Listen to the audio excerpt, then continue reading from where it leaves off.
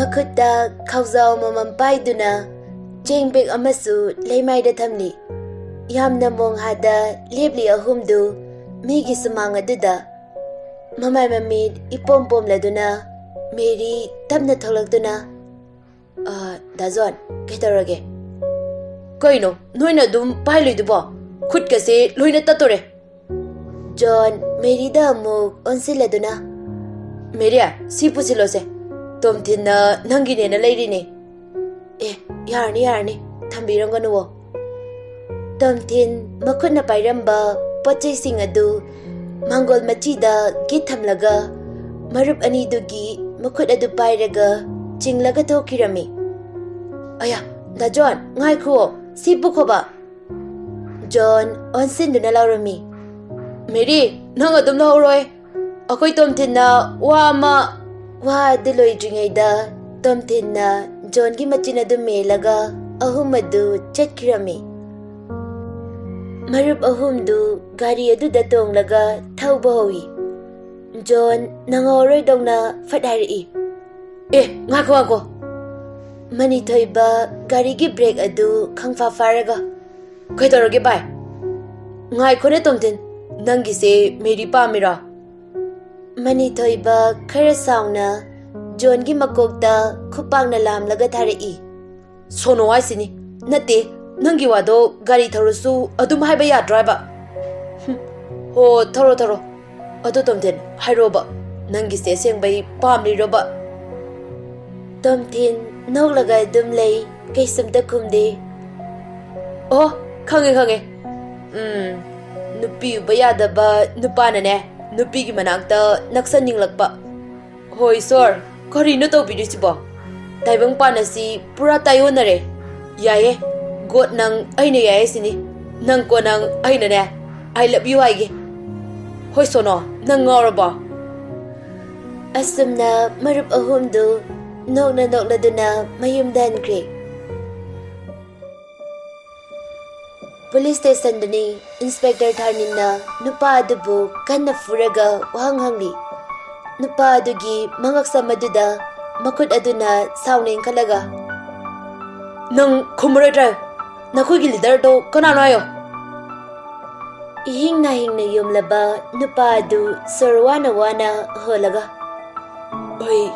oi khangde oi hairoi nang asingba hairoi dra adu oiradi asiyairaga nupa aduda ising aizali nupa adu kanna lauraga lei na thoi machado hinglabadi yam thunairo ai hairoi ai khangde ai boalo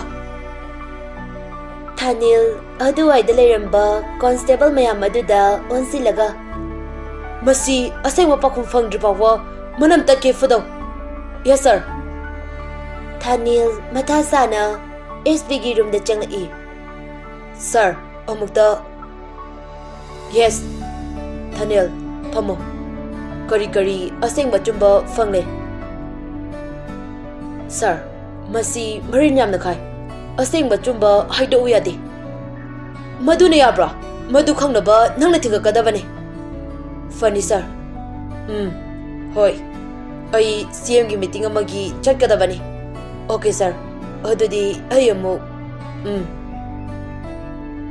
Rexan mangol aduda hangadanda chatuna yamna sauna makut kutumani do tasina dunalei manaktasu thak dikna nupa kharalei Rexan sauna chalamba du lepdaga nupa magi manakta changsiladuna nate adu gyamba drug crore amagi drug tubu kaisu leitana laina manganba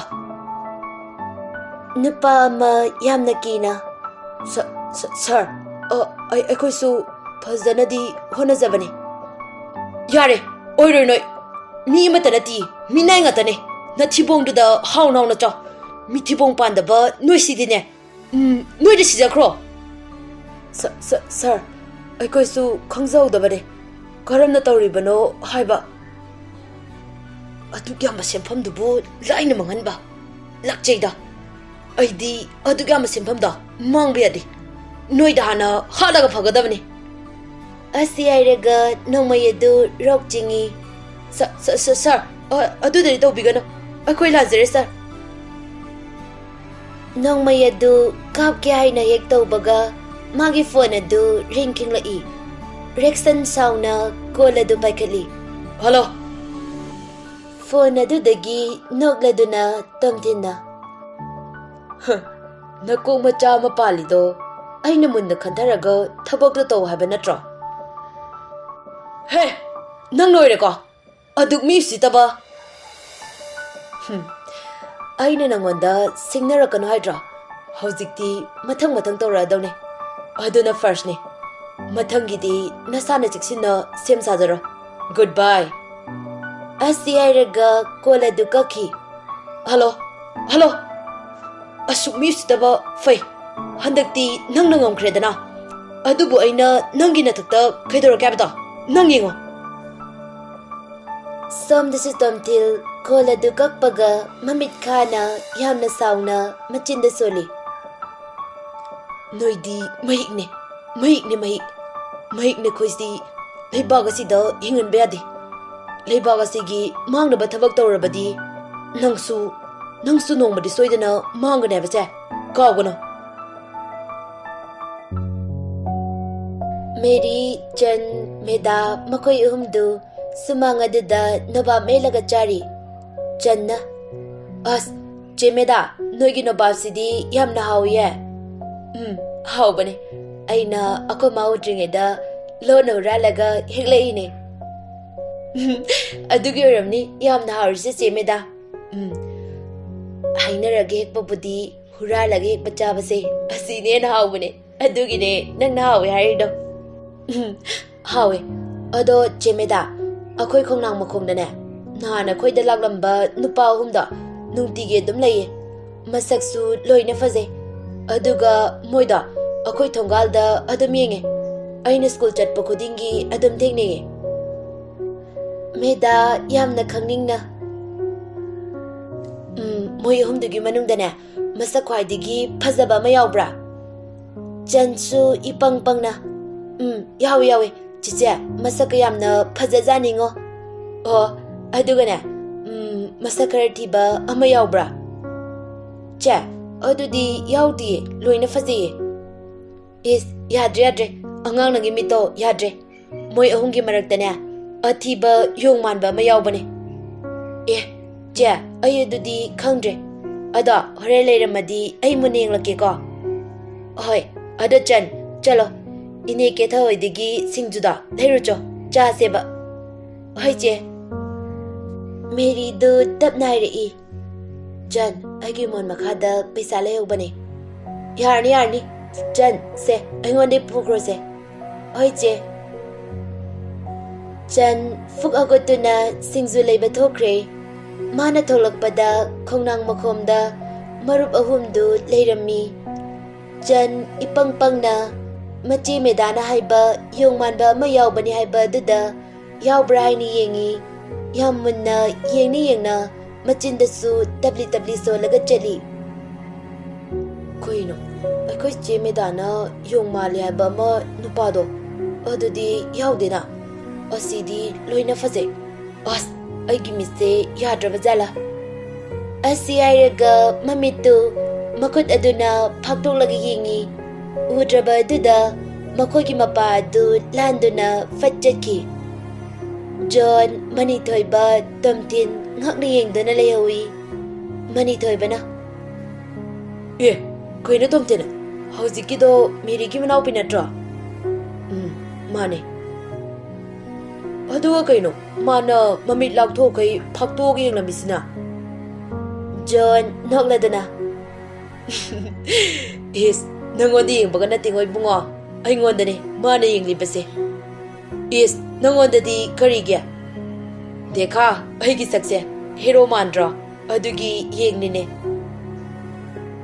yare bungo nangi sakta adudine phajare he ibungo tumogotpada nangan uradine aise sidau male John noklaga dum naikre ngasidi machinga pendrong lolaktre Madugi ona tainabada mamaya du tomtinda onsilaga Hoi, sadu, mone sengol lakpa.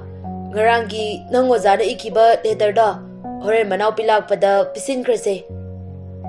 Tomtin ikairira kari no khangde tuminna lei waga ngangkide. Nangida aigisu yaudune. Kariya. Ha, kai sunate da. Chansu singzu leiruraga halai. Handalakpadadi mamayadu luktaraga chatli. Khongnang mapa yausilakpada John yamna sathiba midawna. Hoi, ngaiko. Jan ikhangkhangna. Oima, ha, jo. Kariya ba? Nati, kai sunate ba? Oh, ado nangna ngasai aigwanda aduga muni yenglida. Nate, aise hero maliraba. Ha, natiye. Adudi kaigi yengliba. Jan lalataraga. Akoi tije medana nui ahungi manungda yong manba ama yawi haiba. Adugi aido karambano haina muni yengline. John sauna. Kariye, madugi sekpi manbida. Mana haido aineba. Khangniba. Ma nungaini. Mani Thoiba kanna nolai. Tomtinsu noglai. John sauna mamit kadukana Mani Thoiba di yengi. Mani Thoiba nokpa du fazilaga. Jan, che, singai ko se. Sigi che se. Noi che da piyo. Jan ngakna. Sibu kaino. John sauna. Angangna pubom thopodo pugi daide koyangi kaigino. Jan kina taplawi aduga kina praprak cheki. John nanghaurai dabadangna laurai. Hoi, noi che chekpi da. Aina laudoi nayo. Jan kaisukumda chena cheki. Hauzikdada amuk bena Mani Thoiba du nolai. Midi hero man banina nangwandaga mundaga yenglami ko. Upai leite John su nolai. Yare nang ko. Jan macheni gi manakta prapap laglaga git phami. Aduga singzu adupi. Aduga machede muningi. Medana. Jan, koidarage. Chicha. Haima, koidarage hairo. Che meda. Nang se sekpi kobra. Meda ngakna. Aduna kanana haiba. Jena yung manba ma yauban haibado. Mana hairaiba. Jenang se mana launi haiba. Madugi yung manbada. Khangniba. Aina thengnaba numita. Ado checho. Kedaragi chan. Tu. Asi airaga che maputorai. Medana. Chan, nangido inena ngarisida hablaga pireira. Natiye. Moidada hoina pirakpane. Haima, adudi letter oiramniye. As paseba. Chemeda, aikoi cheda piyu haye. Meri ngakna. Ha. Meda tablauraga. Noi chega aiga chap mane. Asi airaga letter adu hangdoktuna pabawi. Adubu mamit adu khanglaw thorai. Letter gi waron.